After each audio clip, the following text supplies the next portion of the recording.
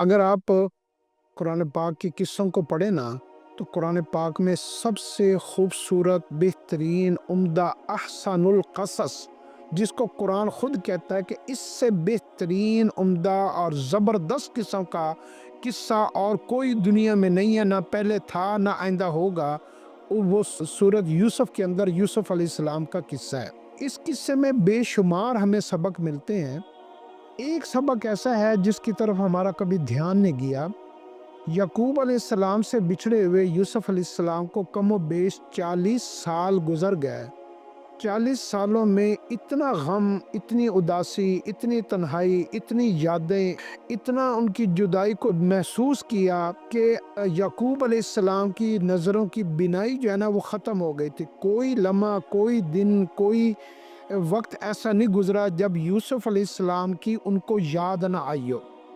लेकिन इतना याद करने के बाद, इतना मिस करने के बावजूद भी यकूब अलैहिस्सलाम को ना डिप्रेशन हुआ, ना एंजाइटी हुई, ना अटैक हुआ, ना बायोलॉजिकली पेशेंट हुए, ना वो पागल हुए, ना वो नफ्सियाती मरीज बने। ये जो मौजूदा दौर की जितनी भी बीमारी है ना, कि हमें छोटी सी भी एक टेंशन, परेशानी, मुसीबत आ जाती है ना, तो हम फौरी तौर पर एक बड़े बीमारी का हादसा हो जाते हैं। हमें कोई अटैक हो जाता है, एंजाइटी हो जाती है, डिप्रेशन हो जाता है, हम मरीज से बन जाते हैं। हम नशे की दवाइयाँ, सुकून की दवाइयाँ, इंजेक्शन और पता नहीं क्या कुछ करने में लग जाते हैं। यकूब अलैहिस्सलाम को 40 साल उस कैफियत से गुजरना पड़ा, और 40 साल में आपको कोई ऐसी बीमारी नहीं लगी जिन बीमारियों का हम शिकार हो जाते हैं।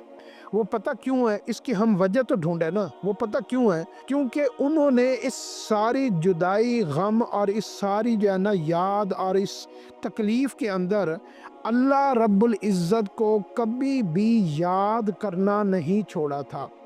एक तो वक़्त के नबी थे, और अल्लाह रब्बुल इज़्ज़त के हम्दो सना, अल्लाह की तारीफ़, अल्लाह की इबादत, अल्लाह के साथ ताल्लुक़, अल्लाह के साथ वक्त गुजारना, अल्लाह से अपने सारे गमों का इजहार कर लेना, अल्लाह से बातें करना, अल्लाह को अपना गमखार समझना।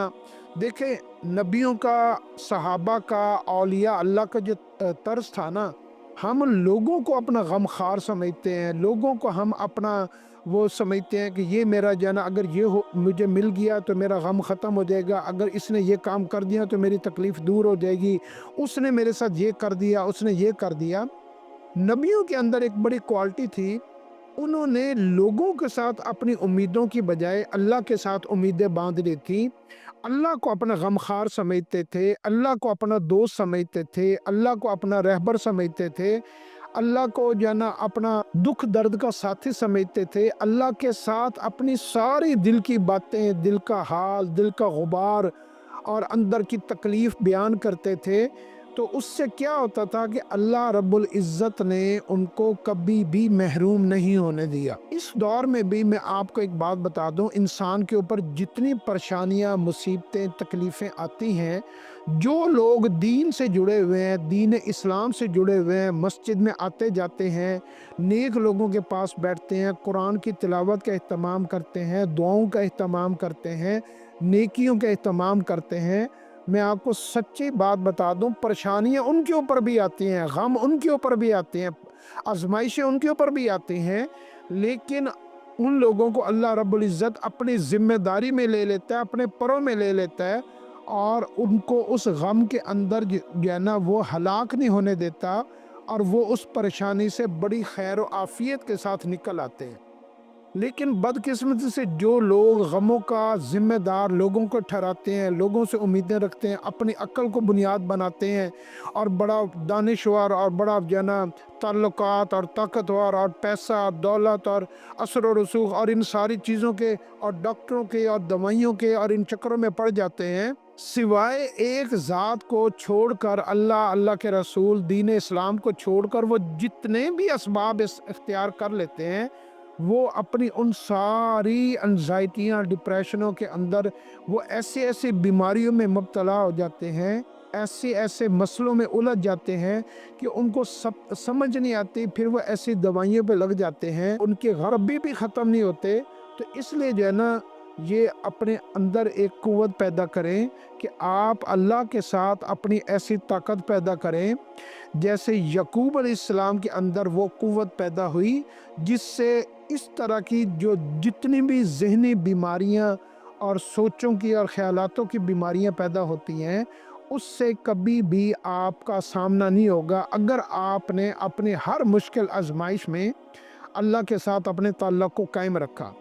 عقل مند کہتے ہیں کہ وہ حالات کا مقابلہ اسباب سے نہیں کرتا، وہ فوری طور پر مسبب الاسباب حالات کو بھیجنے والے کے ساتھ صلح کر لیتا ہے۔ اور بے وقوف بندے کی نشانی یہ ہوتی ہے کہ وہ حالات کے ساتھ مقابلہ شروع کر دیتا ہے اور حالات بھیجنے والے کے ساتھ جو ہے نا اس کی لڑائی شروع ہو جاتی ہے۔ جتنی بھی نفسیاتی بیماری ہیں اور مسائل سے نکلنے کے لیے اگر آپ نے اپنے تعلق کو اللہ کے ساتھ بحال کر لیا، اللہ کے ساتھ صلح کر لی، تو آپ کو اس طرح کی کوئی بھی بیماری کا سامنا نہیں کرنا پڑے گا۔